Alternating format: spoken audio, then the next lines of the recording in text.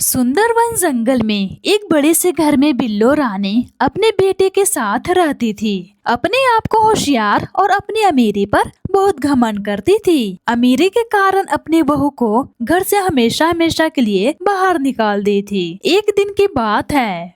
लट्टूलाल बेटा, सुनने में आया है ये कलमुही अपने 5 बच्चों को भी संभाल रही है और ठेले लगा करके केले के चिप्स भी बेच रही है। क्या जो मैंने सुना है वो सच है? माँ, मैं तो नहीं जानता सच क्या है, लेकिन ये बात मैं भी सुना हूँ। 5 बच्चों को भी संभाल रही है और ठेले लगाकर केले के चिप्स भी बेच रही है। ये कलमुही क्या दिखाना चाहती है? मैं बहुत होशियार हूँ माँ, मैं पता लगा कर आता हूँ ये अफवाह या सच में ये कलमुही अपना नया बिजनेस खोली है। फिर उसके बाद इसके बैंड बजाऊंगा। हाँ बेटा, जा जा, तब इसको मैं सासगिरी दिखाती हूँ। जब दिखाई तो समझ में नहीं आया ना कलमुही के। माँ, अभी जाता हूँ। इतना बोलकर लट्टू लाल एक पेड़ पर बैठकर और छिपकर गुलाबों को देख रहा था। किस तरह से गुलाबों केले के चिप्स बेच रही है। साथ में गुलाबों के 5 बेटियां भी अपनी माँ की मदद कर रहे थे। आइए आइए, हमारे ठेले पर आइए। एक प्लेट 10 रुपए की केले के चिप्स बेच रही हूँ। हमारे केले के चिप्स जो खाएगा वो बार बार आएगा।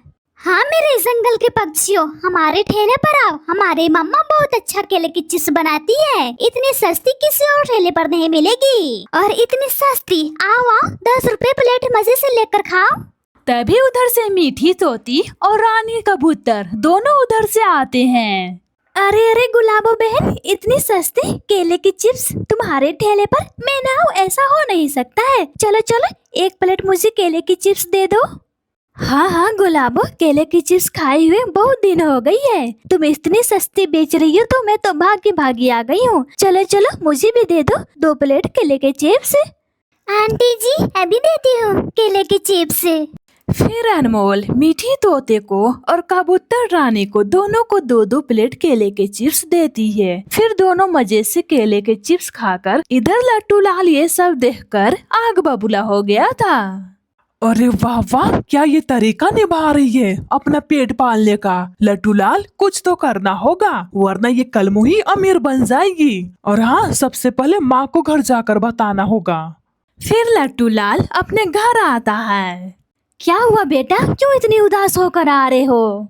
माँ, उदास ना हो तो क्या करूँ? ये कलमुही सच में ठेले लगाकर अपने बच्चों के साथ केले की चिप्स बेच रही है। माँ, देखने में तो ऐसा लग रहा था उसे किसी चीज की कमी नहीं है, सब कुछ है उसके पास। माँ, मेरा तो खून खौल रहा है। और तो और माँ, ऊपर से 5-5 बच्चों को भी संभाल रही है। मैं तो सोचा था इस कलमुही को घर से बाहर निकाल दूंगा तो भिखारी बन करके सबसे भीख मांगती रहेगी, लेकिन ये तो अपना बिजनेस खोल कर रखी है।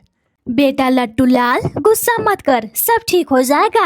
अभी जाती हूँ उस कलमुही के घर, उससे अच्छे से धमका कर आती हूँ। माँ, मैं भी चलता हूँ साथ में, थोड़ा मैं भी उसे अच्छे से सबक सिखाऊंगा। फिर दोनों माँ बेटे गुलाबों के घर पहुँच जाते हैं। माँ जी, आप दोनों मेरे घर? अच्छा किया मेरे घर आकर। माँ जी, क्या आप लोग लेंगे, चाय या कॉफी? चुप कर कलमुही, मैं यहाँ चाय या कॉफी पीने नहीं आई हूँ, समझी? मैं तुझे यहाँ समझाने आई हूँ, समझ गई? क्या मतलब है माँ जी, क्या समझाने आई हो आप? क्या मतलब है कलमुही, समझ में नहीं आ रहा है? जो तू ठेले पर अपना चिप्स बेच रही है ना, वो बंद कर दे बेचना, समझी? मैं नहीं चाहता इस जंगल का पक्षियाँ हमसे ज्यादा अमीर बने, समझी? इसलिए हम दोनों माँ बेटे तुझे समझाने आए हैं। गांठ बांध ले अच्छी तरह से।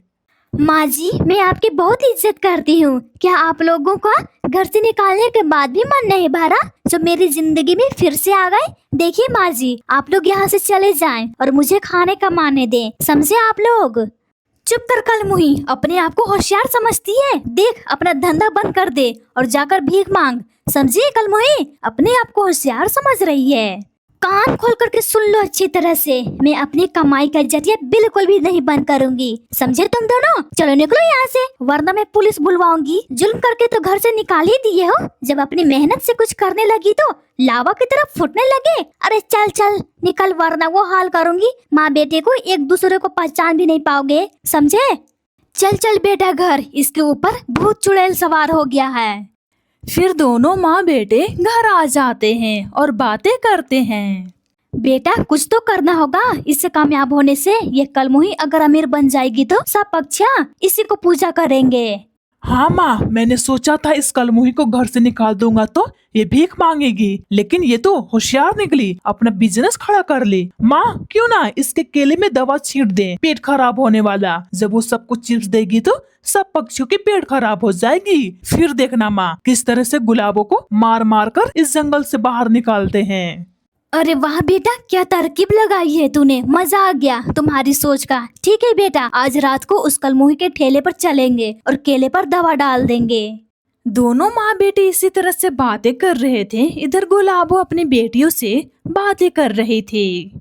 मेरी प्यारी बेटियों, आज रात होती ही उन दोनों चोर को हम पकड़ लेंगे। अगर ऐसा नहीं किया तो हम सबको जंगल से निकाल दिया जाएगा। हम अच्छी तरह से जानते हैं वे लोग आज रात को अपने ठेले पर जरूर आएंगे, कुछ ना कुछ जरूर करेंगे। फिर कुछ देर के बाद रात हो जाती है। बिल्लो रानी और लट्टू लाल दोनों गुलाबों के ठेले पर आ जाते हैं। बेटा लट्टू लाल, यही है ना इस कलमुही का ठेला? अपने आप को होशियार समझती है। बिल्लो रानी दवा डालने ही जा रही थी, तभी गुलाबो अपने बेटियों के साथ आ जाती है और बिल्लो रानी की चोरी पकड़ लेती है। क्यों माँ जी, चिल्लाऊं, जंगल के पक्षियों को बुलवाऊं? मुझे मालूम था तुम दोनों तो चैन से बैठने वाले तो है नहीं, कुछ ना कुछ जरूर करने आओगे हमारे ठेले के पास। अभी बुलाती हूँ सब पक्षियों को, फिर देखना जूता चप्पल का माला पहना कर इस जंगल में उड़ान भरने को बोलेंगे। बेटा गुलाबो, ऐसी गलती मत करना, वरना हम माँ बेटे मुंह दिखाने लायक नहीं रहेंगे। मुझे माफ कर दो, हम दोनों माँ बेटे इस जंगल से हमेशा हमेशा के लिए बाहर चले जाएंगे। हाँ गुलाबो, हमें सबके सामने इतना जलील मत करो, वरना शर्म से हम डूब मरेंगे। ठीक है, मैं किसी को नहीं बुलाती हूँ, चले जाओ जालिमो हमारी जिंदगी से। फिर दोनों चले जाते हैं। गुलाबो फिर हंसी खुशी से रहने लगती है।